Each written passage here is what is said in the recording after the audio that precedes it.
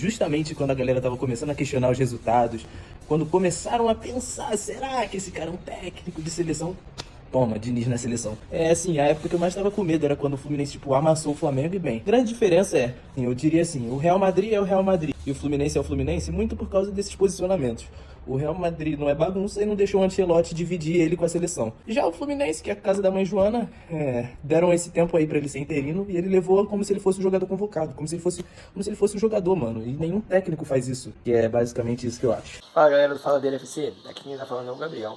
Menino do que eu gosto muito, tenho elogiado ano após ano, desde a primeira passagem pelo Fluminense. Gosto do estilo de jogo, das ideias de jogo do time dele, porém não concordo da maneira como está sendo conduzido. Dele treinar a seleção e o Fluminense, dar uma desgastada desnecessária no filme com o torcedor, coisa que já não é muito boa. E acho também que o Diniz tem capacidade para ser o treinador oficial.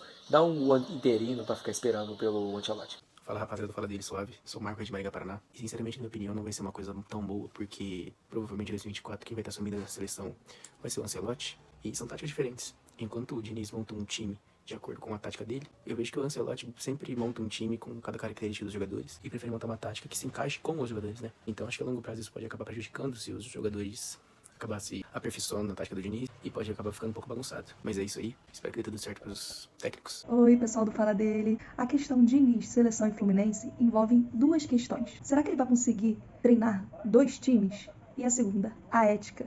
Treinar Fluminense e seleção. Será que ele vai dar conta? Será que não vai ter muito burburinho em relação a essas duas questões? É o que a gente vai ver mais pra frente. Mas na minha opinião ele é um bom treinador, só que vai ser difícil conciliar Fluminense e seleção. Cara, Diniz na seleção. Pensando em seleção, pra mim, melhor nome. Não vejo outro nome senão ele. Agora, pensando no Fluminense, o Fluminense saiu muito perdendo nisso.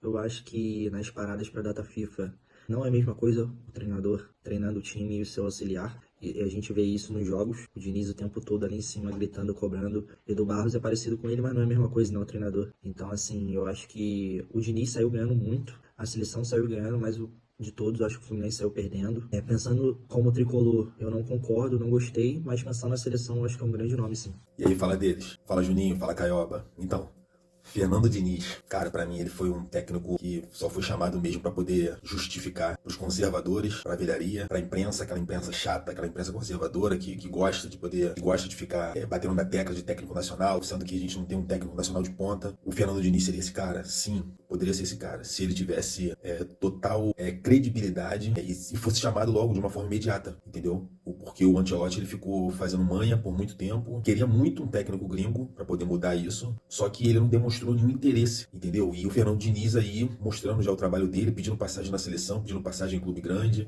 um clube com estrutura, e ele conseguiu transformar o Fluminense nesse time que é. Ah, não tá bem? Depende do ponto de vista. Muitas contusões, entendeu? O Fluminense não tem um elenco, o Fluminense tem um time, então o trabalho dele não pode ser medido por isso. É um ótimo técnico e, na verdade, pra mim, o maior prejudicado vai ser o Fluminense, porque nas horas que mais precisar, ele vai estar na seleção e não vai estar fazendo nada na seleção, porque não tem competição nenhuma, não tem nada forte, então era pra ele estar se fosse de verdade, entendeu? Do jeito que tá, pra mim, eu acho que não valeu, não. Tamo junto, rapaziada. Falar dele